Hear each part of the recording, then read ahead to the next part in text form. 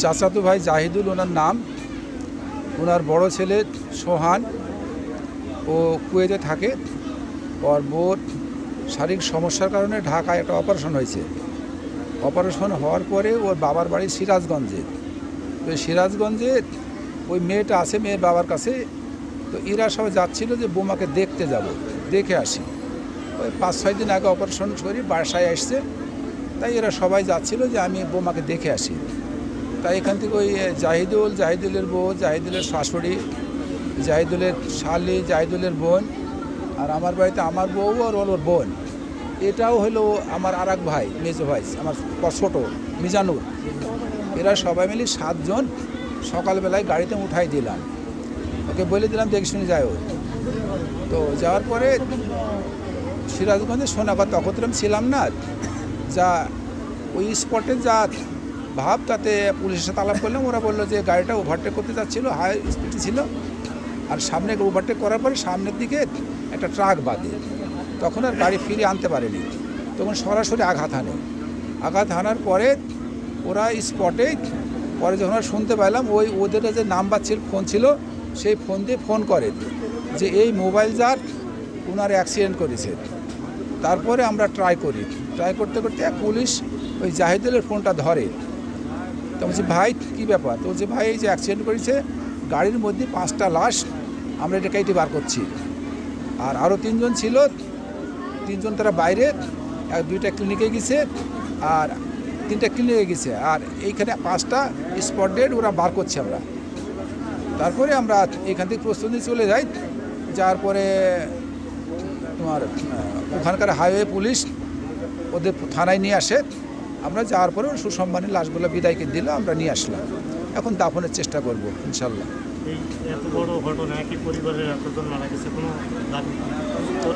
না না, আমার যে আসল জিনিস সেটাই তো নাই। আমি টাকা দিয়ে কী করবো? কারো দাবি দেওয়া নাই, নিয়তির ইচ্ছা ছিল, মেনে নেব।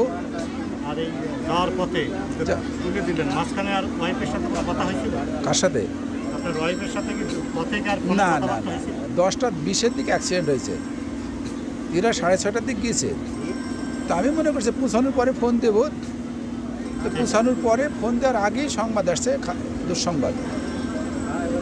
আসলে যারা মারা গেছে আমার আপন চাচাতো মেজো ভাই, বড় ভাই, আর একটা মেজো ভাইয়ের বউ, বড় ভাইয়ের বউ, আর মেজো ভাই এবং মেজো ভাইয়ের বউ, মোট এখানে একই ফ্যামিলির একই জায়গার মোট 4 জন মারা গেছে। এবং আমার এক চাচাতো বোন, আর যে ভাই এবং ভাবি মারা গেল তার শাশুড়ি এবং তার শালিকা এবং শালিকার ছেলে, এরা সবাই মোট মারা গেল 8 জন, ড্রাইভার সহ।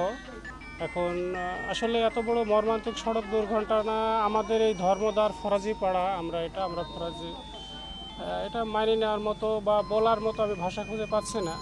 এরকম মৃত্যু আজ পর্যন্ত আমাদের এলাকায় কোনো ঘটনা নেই, ঠিক আছে? এই ফার্স্ট টাইম, এই প্রথম যে এক পরিবারের 6 জন এবং ড্রাইভার মোট 8 জন মারা যায়, ঠিক আছে? আর আমরা চাই না এরকম মৃত্যু আর কখনোই ঘটুক, ঠিক আছে? যে এই যে সড়কের দুরবস্থা, ঠিক আছে, যে এই সরকার কী সংস্কার করছে, এখন পর্যন্ত আপনার রোডে কোনো সংস্কার করে না, ঠিক আছে? রোড খারাপ এবং যে আপনার বেপরোয়া বা গাড়ো চালক, ঠিক আছে, এদের আমরা আশা করি যে প্রত্যেকটা ড্রাইভারকে তারা জানে সেই গতি অনুযায়ী তারা গাড়ি চালায় এবং আর কোনো প্রাণ যেন না হারায়, ঠিক আছে? শহীদুলের স্ত্রী আর জাহিদুলের স্ত্রী, আর মানে আরও আত্মীয় স্বজনরা আছে, ওনারা তো এখানে আসেন। বর্তমানে এখানে 4 জন আছেন লাশ, মানে 4টা লাশ মানে কালকে মাটি হবে। এখন ধোয়া আপনার ওই ফ্রিজে রাখা দেবে। ওনার ছেলে পেলে মানে মিজানুর ছেলে বিদেশ আছে, আপনার কোরিয়ায় আছে, শহীদুলের ছেলে দুবাই আছে, জাহিদুলের 2 ছেলে কুয়েতে আছে। ওনারা আসলে তারপর লাশ দাফন কাফন। আমরা এই পরিবারের সাথে বরাবর ছিলাম, এখনও থাকবে। বিএনপি পরিবার তাদের সবসময় সাথে থাকবে। এবং মর্মান্তিক ঘটনা, এই এলাকার মানুষ অত্যন্ত মর্মাহত। একটি পরিবারের 7 জন মানুষ, 8 জন ড্রাইভার সহ আর একটি পরিবারেরই মানে একটি বংশেরই 7 জন। এটা মর্মান্তিক দুর্ঘটনা। আমার দেশে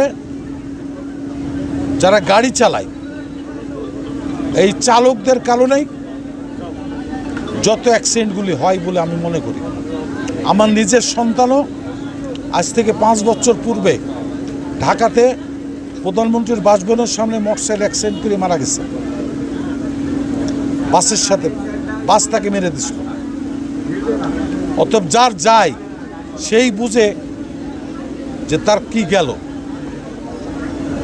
এই যে তার নাতি আছে, একটি সন্তান আছে, 3টা মেয়ে আছে, এই বয়সে তার স্ত্রী মারা গেল। জাইদুলের পরিবারে জাইদুলের স্ত্রী, জাইদুলের শালী, জাইদুলের মা, জাইদুলের শাশুড়ি মারা গেল। এর চেয়ে দুঃখজনক ঘটনা আর হতে পারে না।